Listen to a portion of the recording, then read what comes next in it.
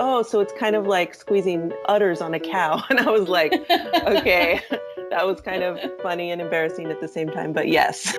Balloons, bazookas, boobies, bosoms, boulders, cans, hooters, knockers, melons, honkers, jugs, rack, tatas, tits, torpedoes, guns, bust, doorknobs, coconuts, and our favorite one, the girls. Welcome to the All About Breastfeeding show, where your host, Lori, highlights mothers just like yourself and goes beyond the surface questions and digs deep so they share not only their joys and happiness in their daily breastfeeding life, but also their pain and struggles and how they worked through them.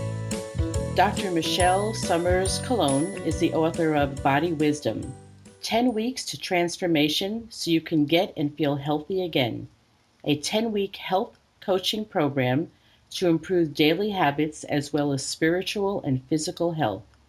She is also a physician, yoga instructor, and a motivational speaker, offering workshops and online courses based on her book. She hopes to inspire women to live happier, healthier lives that honor their own bodies, wants, and desires. She is a holistic podiatrist in Southern California and lives with her daughter in a suburb east of Los Angeles, California, where she hikes and practices yoga. You can find her on her website, www.grmichele.com. So first, we're going to get to know you a little bit better, Michele, where you grew up and how you came to do the work that you're currently doing. And then we're going to learn about what the early days of breastfeeding was like for you. And then we can come back and learn a little bit more about the daily work that you're currently doing and what's get you excited to get up every morning and get going. So welcome to All About Breastfeeding, Michele. Thank you, Lori. I'm really excited to be here. Yes, I'm thrilled. It's so interesting that we're going to talk about the path that you took, but to be a podiatrist and then get into alternative health is very interesting to me. So I can't wait to hear. Thanks. Can you tell us a little background about the family you grew up in, where you grew up, and what life was like for you? Sure. My dad was in the military, so we were Army brats. So we lived in several different states and were in several different schools by the age of 10. I have two sisters. I'm the middle. And I was actually born in Virginia, but raised most of my life in Northern California, up in the Sacramento area. Nice. So I'm a middle child too. I have an older brother and an older sister, and a younger brother and a younger sister. Wow. Do you fit any of those stereotypical middle child things? A little bit. Well, I'd like to know what it is you thought that you might have been doing when you were a younger girl or young adult, and how that compares to the work that you're currently doing. Well, when I was younger, I always knew that I wanted to be a doctor from a very young age, probably about 8 or 9. And I just didn't know what type of doctor I wanted to be. I started off probably in high school and college thinking that I wanted to be a pediatrician. And because I love kids and I wanted to work with kids. And then when I was in college, I was a live-in nanny for two different families, and they had newborns and toddlers. And I just saw that they were really struggling during the night and calling their doctor all through the night. And I just thought that it was going to be a really difficult life for me if I was a pediatrician dealing with phone calls in the middle of the night. And the main reason that that was my thought was because I knew I wanted to be a mom and I didn't want to be on call during the night. And I wanted to be home with my children or my child. When I was at home, I wanted to be at home. And so I started looking at different fields of medicine at that point. And I started looking at dentistry, podiatry, optometry, things that had more of a 9 to 5 type of schedule so that once I did have kids, I could be home with them when I wanted to be. And that's kind of what led me to podiatry. And then you needed to start looking for podiatry schools because they're not that easily available in every city and town, right? Yeah, at that time there were only 7 of them. And being a California girl, I just really didn't want to be anywhere that was too cold. So I looked into where I could go to school that would be a little bit warmer, which was California or Miami. And I ended up going to Miami for medical school. Oh, cool. There's also Midwestern University here in Arizona. I don't know if it was available to you then, but they also have a podiatry program. Yeah, it wasn't at that time. So that's interesting. It's kind of funny that you say that being a nanny and seeing all the calls that pediatricians were getting in the middle of the night, and that kind of scared you off to that profession. Yeah. And I it, just knew that that would really affect my job as a mom. And so I just really was like, okay, I'm ready to look into other fields for sure. and you know what? That's so astute because I know lots of physicians, and sometimes they do get into a field of medicine and they're halfway through their school or they're just very early in their practice, and they now see some things that they're thinking to themselves, this is not really the way that I thought it would be or what I would have liked. And they just, didn't really know that they could have looked into other fields of medicine that they other specialties that they could get into. They just didn't realize it. Yeah, I've met a lot of women throughout my career that are in neuro surgery, cardiothoracic surgery, and things like that, where they're on call and they're just always tied down to the hospital. And they've made that same point to me that you're so lucky that you realized that at an early age because now I never see my kids, or I just never had kids because I knew I wouldn't be able to be there for them. And so it really does affect women's lives a lot more than the men. Yes, yes, and I'm sure we're going to get into that because I'm sure you see that in your daily work. Hmm. Okay, well, I would love to talk a little bit about breastfeeding now. And what I like to do is just do like a 1 minute little breathing exercise to just kind of get us into that mood. Would you do that along with me? Yes. Okay, so I always ask my guests to just close their eyes and put their feet flat on the floor. And you're doing yoga, and so I'm sure you're very used to this. So just take a nice deep breath in through your nose and slowly let the air out. And you just want to relax all your facial muscles, your cheekbones, your jaw, your tongue, and just take another nice deep in breath and slowly let the air out and just drop your shoulders and relax your arms and your hands and uncross your legs and your arms and just one more deep breath in and slowly let the air out. All right. Okay, so thanks for doing that with me. Thank you. I would love for you to share with us a little bit about your breastfeeding experience. And I always like to start with I'm learning so much about women when I ask this question. Did you ever ask your mom if you were breastfed, and what kind of conversation did you have around that? Yeah, we did talk about it. My mom did tell me that she did breastfeed all three of us girls. She said at that time that her doctors recommended 3 months. And so she did 3 months with the first two of us. And then with my younger sister, I think she said that she couldn't do it the full 3 months, but she did it at least a month with her. Yeah, and that's what I mean, different generations are told different things. Hmm. And there's a whole generation of about 15 to 20 years at least where now breastfeeding was coming a little bit more into vogue, I could say. And yet mothers were told 3 months and then you're done. Hmm. So it's very interesting. And thank goodness we've evolved with that. Yeah. All right, so tell me a little bit about your daughter and breastfeeding her in the very early days of newborn. Now, your daughter's name is Summer, and she's 14 years old, so we're going back a little ways. But I find that for most women, your child is 45 years old, and you still remember those days pretty well. So tell me a little bit about your experience. Yeah, so I knew that, I mean, being a physician, I knew all the health benefits of breastfeeding, so I knew that I was going to plan to do that. And as soon as she was born, she was a natural. I didn't have any problems getting started.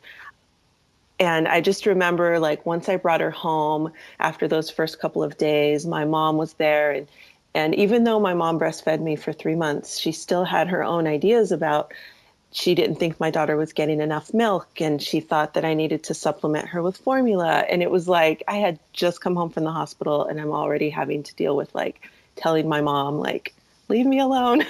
That's not what is happening and she's fine. It also turned out that my daughter didn't sleep a lot all throughout her entire first year. She just didn't sleep a lot. And my mother-in-law and my mom were telling me from the beginning it was because she wasn't getting enough milk and that I needed to supplement her. And so it just felt like it was a nonstop battle with the two of them. But my daughter and I were doing fine. Yeah, that's so interesting because I always feel it's funny because there are a lot of babies who don't sleep or sleep well and sleep through the night when people think they should. But when there are formula fed babies, there's nothing really left for the others to say about that they're not getting enough because they can measure it going in. So it's always funny when they kind of pick on us breastfeeding moms, and that's one of the first things they say Yeah. is that our babies are not getting enough if they're not sleeping as well as they think that they should. Hmm. I know, so being a physician, you knew the benefits. However, I also know lots of physicians, and you're not necessarily that well schooled in human milk during your medical year. So tell me what it is that, and if you were, you can certainly share that with me. But what else did you learn before you breastfed? Did you take classes, read books, watch videos? So how did you educate yourself about not only the benefits, but the what I call the art and science of latching babies on and what to expect during the early days of newborn mothering? Well, being a good student, like, being in school for so many years, I think I bought like every book I could find on being a new mom and breastfeeding and all of those kinds of books. I still have them in my house. So I was just reading like crazy. And so I read as much as I could. And then I did have at my hospital, they did have a lactation consultant to come in and talk to me and make sure that everything was going fine in the very beginning.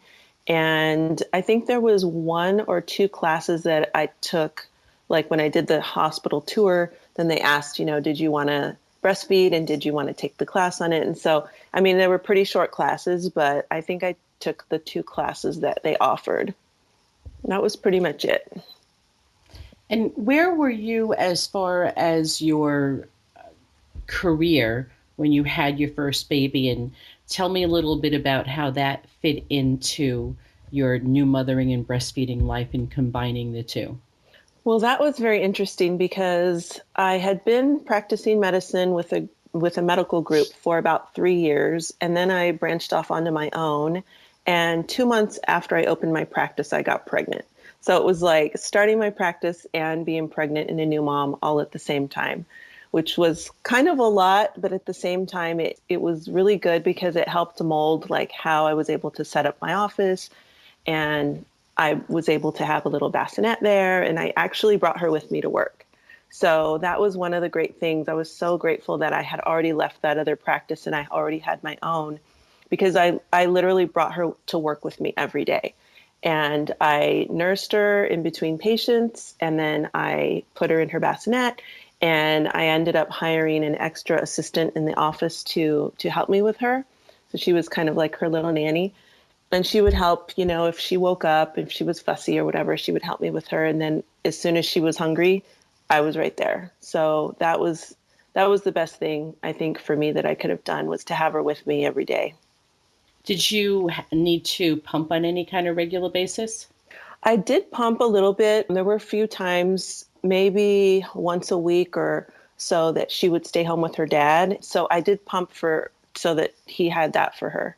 So that was Yeah, but that was a little harder. I wasn't an expert at pumping. I will admit. but it's great that you were able to work it out. That's why you didn't need to pump, because you had your baby with you. Yeah. And when it got to a point, you hired someone to help you out. I was recently speaking to another guest of mine, Dr. Dawn Obrecht, and she was a lady way ahead of her time because this was in the early 70s. And she also talked about, wanting to have a practice that she could be a mom to her kids. And after she told me that after she had her first, she opened up her own family practice. And when everybody told her, now this is in the 70s again, and not even too many women were physicians at that point. Mm-hmm. And there were so many people who said, you can't do that, you can't do that. And she's like, well, just watch me, I am. And so she had a family practice and she brought her baby in, the same thing. She had another room, she had a bassinet or a playpen, and she was able to feed her daughter in between patients. And so I asked her, we talked about if it ever interfered, with her taking care of her patients. And she was funny. She said, like, well, there was, times where I maybe had to take my baby and put my baby on my lap while I was helping and treating another patient who was usually a young child. And so we talked about if anybody was ever bothered by it. And she gave a really fun answer. She said, no, she doesn't think so. And if anybody left her practice because of that, nobody ever told her. So she just carried on. And it was great because there was lots of male physicians saying you can't do that. And actually what she did with the night call was she made herself very available to her patients during the day and early evening. But she had told them that if you need care in the middle of the night, I am a mom and I do not want to be going to the hospital. So if that needed to be, I would recommend you go to the ER or urgent care. And that's how she dealt with it. So where there's a will, there's a way, right? That's right. So you're an excellent role model. So that's wonderful. Yeah, and I love that story that you just told, because they're definitely are pioneers in this field for sure. Yes. Taking a little break so I can share this info with you. I am really psyched to be able to share this next piece of news with you. My regular listeners are very familiar at this point with Momentum, the organization that I talk about on each show. You know, the one that I say saved my life as a new mother, the organization that helped me find other mothers who were new at this whole mothering thing. They became my people. They helped me navigate that first year of motherhood and continue to mother me as I had more kids, and my need for support through their toddler years and kindergarten years and elementary school years just kept being needed. I made lifelong friends, and they were so helpful that I am doing all I can to continue to support the organization. I want Momentum to continue to thrive, and I want you, my All About Breastfeeding audience, to experience just some of what Momentum is all about. The ladies of Momentum have agreed to give my listeners a 14-day trial membership so you can see what this Mother Center thing is all about at no cost to you. Just hop on over to allaboutbreastfeeding.biz/podcast. You will see a link from Momentum. It's in blue, and you just click it on and it will bring you to the page for you to sign up for your free trial. Honestly and truly, there's absolutely no cost to you. This is just a great opportunity for you to enjoy the discussion groups and the blogs and webinars and educational pieces that are available for free for you. I will have a link to this in the show notes. And now, back to the show. About how long did you breastfeed for? I breastfed for 19 months. Fabulous. Excellent. All right. So what I would love to do is taking your daughter to work. There must have been some fun stuff that happened with breastfeeding.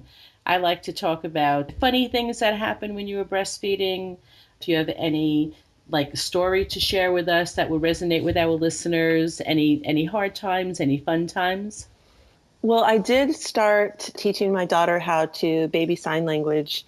It was funny because the easiest one for her was the one for more milk. So she would do that. And when she was with the nanny that was in the office with me, when she would do that with her, at first she didn't understand what it was. And then I had to tell her, and she was like, the girl said, oh, so it's kind of like squeezing udders on a cow. And I was like, okay, that was kind of funny and embarrassing at the same time, but yes. Yeah, well, whatever people get from it. But yeah, I worked in a breastfeeding store for 8 or 9 years, and all the staff there had newborns to 5 and 6 year olds, and they came to work with their moms. So on any given day, at any given time, you always had 1 or 2 kids walking around, squeezing their fingers together, giving that sign for milk. And it was always funny when we would have brand soon-to-be parents walk in, and from time to time people would ask, what is, there's 2 kids making the same motion, can I ask what they're doing? And so the staff got to explain it to them, and before you have your baby, you kind of look at these things like, that's strange, but then after you have your baby and you're into that, it's just so second nature. But it's always funny to watch people's reactions when they first realize what it is the babies are doing with their sign language asking to feed. Yeah. Really funny. Do you have any, what I call confessions of the breastfeeding mother? Anything that you kind of did in a little bit of secretive at the time that you don't mind sharing with us now? Well, I guess the only thing that comes to mind is in the beginning, like I said, my daughter didn't sleep that much, and she was like that for her whole first year. So I found a way to breastfeed her lying down in the bed, and I would sometimes fall asleep, and she would fall asleep, and I just remember telling that story to someone, and they were just appalled. They were like, "Well, what happens if you rolled over on her and if you smothered her and all this stuff?" And I was like, just as a mother, I just felt instinct. Like when it was time to roll over, I would just kind of pick her up and we would both roll over. And it just felt very natural to me. I think to people who haven't experienced it, it just sounds kind of weird. Oh yeah, and there's a big fear factor with some people about co-sleeping or bed sharing. Hmm. And now that we're talking about it, I'm going to add a little link to that in the show notes about bed sharing because there's lots of really good information about it. But you're right. You are one of the probably millions of mothers uh, who secretly either co-sleep or breastfeed their babies in bed. And some mothers, they just get some flack from one or two people, and that's why their closet they do that in the closet because they just don't want to get flack from other people. So it's very interesting. But what happens is that mothers get really, really tired and sleep deprived. And then they wind up feeding their babies while they're laying down and they realize that they fell asleep. And then they wake up and realize everything is fine. And Yeah. then from then on, they're just doing that on a regular basis because it's frequently a matter of survival for mothers, right? Yeah. And that's how I felt because I was trying to get up during the night with her so many times and sit up in the rocking chair and do it. And I would start to fall asleep anyway. And finally, one of my staff members who had nursed her daughter told me, how to do it laying down. And I said, okay, I'm going to try that. And then I did it. And if I didn't do that, I don't think I would have gotten any sleep for several weeks. Right. That's what I mean. It's a matter of survival. Yeah. The other interesting thing is people get so scared off by it that they are literally doing what you're doing. They're in a rocking chair or on a couch, and then they can't help but fall asleep. And that's actually a whole lot more dangerous sitting up with your baby in your arms with any support around you, or in a couch where they might be able to roll off if the setup isn't great. And so some people are so afraid of a bed with a really good, safe setup, and they're nursing elsewhere, and that may put them in harm's way also. Yeah, I agree. All right, well, thank you for sharing all of that. I would love for you to tell us a little bit about the business that you're currently doing, like how you evolved from that private practice that you opened up when your daughter was born and what you're doing now. Well, when I opened my practice, it was a traditional podiatry practice. I was trained in surgery and I was doing a lot of surgery, a lot of diabetic wound care. I still do some of that, but that's not the focus anymore. I've shifted my practice to more of a holistic practice after having some of my own health issues and really searching out different forms of holistic medicine. That's what brought me to Ayurveda and yoga. And so what I've done now is incorporate that into my practice. And so I work with my patients in giving them different ways of eating and different ways of exercising that will work for them to try to get them off of medications and off of that idea that they just need a prescription or surgery to get better. What are some of the things that your patients, because as a podiatrist, they're coming to you for those kinds of issues, right? Yeah, they're coming to me for their foot, but a lot of times what happens is it's really a systemic problem. So something up in their body, and the effects are showing up in their feet. So they could have a swollen foot, and that's what they're coming to me for. But actually, it's because they have high blood pressure or they have congestive heart failure or something. And some of those problems haven't even been diagnosed yet by their primary care doctor because the foot shows up first in a lot of the conditions. Yeah, like isn't like swollen feet something to be looked at further, other than, like you said, just you think you're having a foot problem, but it often equals something else? Yeah. And so a lot of times they need to change their diet and they need to start exercising in a different way and doing things like that, that their primary care hasn't even addressed with them. Their primary care has just given them a prescription for blood pressure pill, and then they're supposed to come back in a month, and that's all they're doing differently, and that's not really working for them. So their feet are still swollen, and then that's when I can really get into what we can do to address the problem. So how do you work with people who don't live in your area? So what I've put together recently is an online program where I can coach people over the phone, not about podiatry, but about their daily habits and ways to get healthier. So it's called Body Wisdom, and it's a group coaching program. And so we do that over the phone, and we have an online support group as well. So the online support group, is that like a Google Hangout, or do you do Skype? How do you go about that? Yeah, we do both. Hmm. Okay, great. All right. Is there anything that I haven't asked you that you wanted to share with my All About Breastfeeding listeners? I guess I would just like to tell all of the new moms out there to really trust your instinct, trust your gut, because once people find out you're pregnant or you're a new mom, all they want to do is give you advice. I know that from experience. So Right. just trust your intuition and your gut, and you're going to know what's right for you and for your family and for your child. So I think that's the biggest piece of advice that I could give to the new moms out there. Thank you. So it comes from personal experience and what you've just observed since you were a new mom, right? That's right. If anybody wants to get in touch with you, how do they go about doing that? They can find out all about me, and my contact information is on my website at drmichele.com, which you gave out in the beginning. And if anyone really wants to have a conversation, I do offer free consultations, which are on my Work With Me page. So that is available to your listeners as well.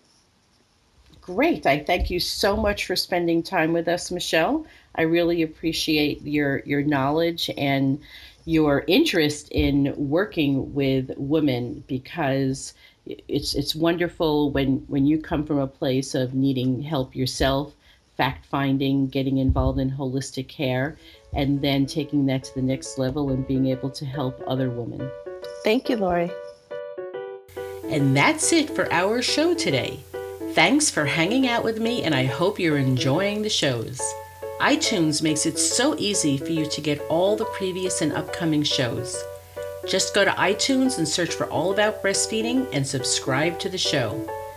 As promised, I am now offering several ways that we can connect with each other. I talk to mothers all the time after they have given birth.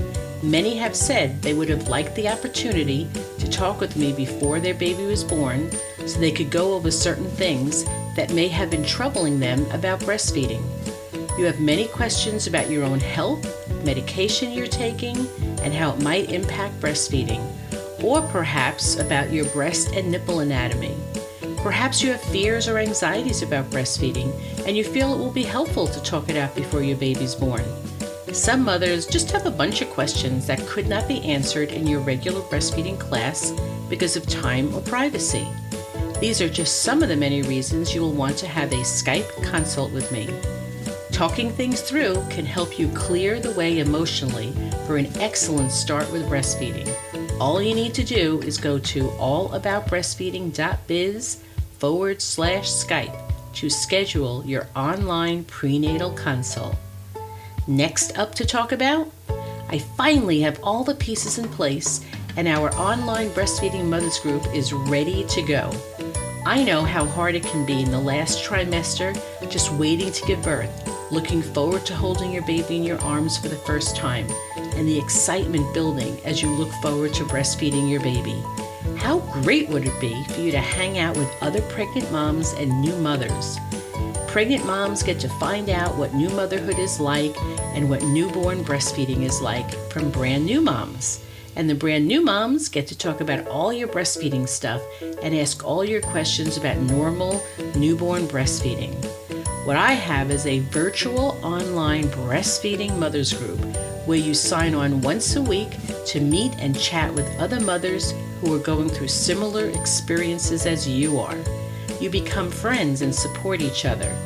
I will be facilitating the group, so you know there's always an experienced lactation consultant ready to jump in and answer your questions and make sure the information is accurate.